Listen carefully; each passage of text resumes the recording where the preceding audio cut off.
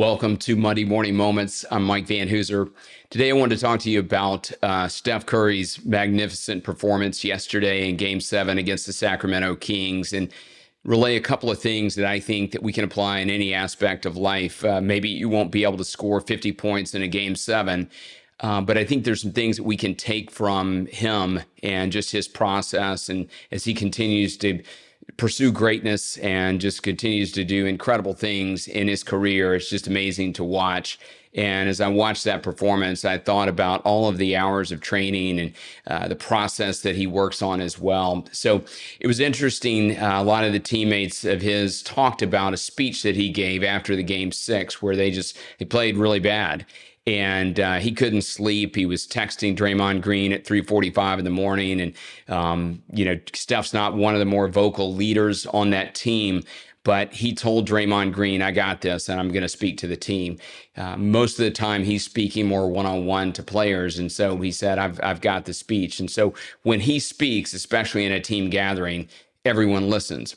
And one of the things he talked about was that he was going to deliver in Game 7, and he wanted everybody to be on board, and that if you were signing up to get on the bus and go to the game, that no matter whether you played 0 minutes or 48 minutes or whatever it took, that you were going to be on board with the mission and not be down about the game, down about your playing time, just down about anything.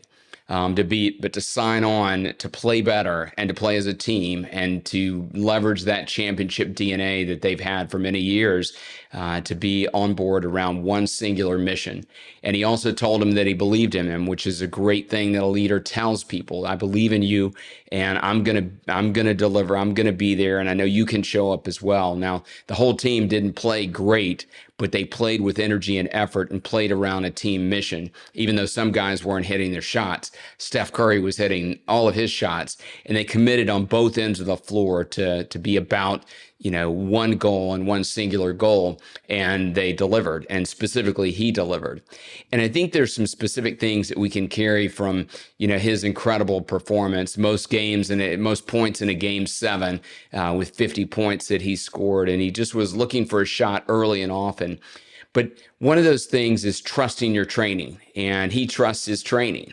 And we see him take all these half-court shots before the game and do all these floaters and underhanded shots. But it's because he can make those in the games because he's practiced those. And I heard somebody once say, practice how you're going to play, because when you play in the game, you're going to play like you practiced. And I think it's really important that we do that we trust our training, and that you focus and commit to preparation. So whether you're preparing for a client meeting or preparing for a conversation with your kids at home or in any kind of relationship, or you're just leading a team, you've got to prepare for those types of things. And then when you're actually in that moment, practice like you played and play like you practiced. And so those moments can deliver for you, and you can deliver in those moments because you've practiced and you've prepared for those. And he definitely was trusting his training in those moments yesterday. No matter what the pressure was, he wasn't feeling that because he was trusting his training. He also focused on the process, possession by possession. And there were some key things that Steve Kerr talked about that they focused on as a team in preparation for the game, but also during the game. And there was 3 specific things that Steve Kerr outlined. One of them was, not focusing on the outcome. And we talk about that all the time, being outcome driven, but focusing on the process and how you've got to be process focused. And you might be thinking, well, how could they not think about the outcome? I mean, it's Game 7. They've got to win. They've got to focus on winning, and winning, that has to be in their mind constantly. But he didn't want them to focus on the outcome. He wanted to focus on the process, possession by possession and moment by moment. And I think that's so important in our own lives. When we're focused on a goal, we want to obsess about the goal. We want to say, we've got to get this goal. Why haven't we gotten this goal? I'm mad that I haven't gotten the goal. But you have to focus on the process to get to the outcome that you want. And they were clearly focused on that. And they wanted to have what Steve Kerr called clean possessions, not turning the ball over, just focusing on being your best kind of moment by moment in the game. And from a day by day, week by week basis, we have to do that. And so as you think about this week, I want you to think about what are those process-oriented things that you can focus on that allow you to accomplish that goal. And again, I did a podcast on this. I've done many podcasts on this, but I did a podcast on this about a week or two ago about being process focused. But I thought it was really important, in a pressure packed game where you've got to win game 7 or you go home. He wanted them to focus on the process. And Steph Curry does that in his warm-ups. You see it all the time. You see him doing the same things over and over again. As great as he is, he focuses on dribbling drills. He focuses on, shots and the same shots and just envisioning what those are going to be like in the game. And so he's very process focused so that when he gets to the game, it's like he's practiced. One of the things Steve Kerr talked about as well was breathing. And I think that's a lost art. We forget how to breathe. One of the things we coach our athletes on is taking deep breaths and also breathing deep and taking a breath to reset moments when something that you didn't expect to have happen happens. And we have to do that. Sometimes it's so easy to go through life stressing out and remembering all the failures that we've had. And, there's no failure in life, but we think about life as a failure or things that we've done as a failure or us as a failure. And you have to look at it as steps towards growth. See also Giannis' speech about failure and about these are steps in the process towards growth. And even when we don't, quote, win, that we learn from those moments. So taking, into consideration, what did you learn from moments that you didn't maybe have success in, or that you can grow from.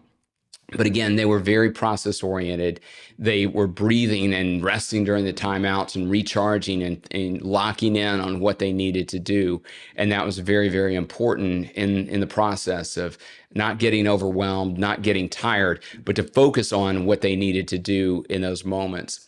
And so I think, these things are really important to think about, not only to kind of cherish a moment like that and appreciate greatness and appreciate somebody who's stepping up in the clutch, but to remember to be process focused, to do that repeatedly and consistently in your own life, to breathe, to take those moments to breathe, to recharge, and to also, trust your training, trust your preparation. So those are 3 key things that I would think about as you think about your goals and what you want to accomplish in life. Just regarding breathing in my own life as well, faith is a big part of my life. And every week, every day, in a lot of moments, I think about, breathing in God's presence and breathing out his praise. And maybe that's something you want to do today, is to think about that. When you just think about, the concept of breathing and to breathe in a correct manner, to breathe deeply, just to breathe in God's presence, to know that he's there with you and he's helping you through whatever kind of moments that you have, stressful moments, pressure-filled moments, or just moments that are appreciated that you're spending with your family or just outside in nature, or leading a team and doing what you do best and leveraging your strength. But to make sure that you're breathing in his presence and then breathing out his praise, giving glory to him, just to live your life for him. And that's the most purposeful life that you can have.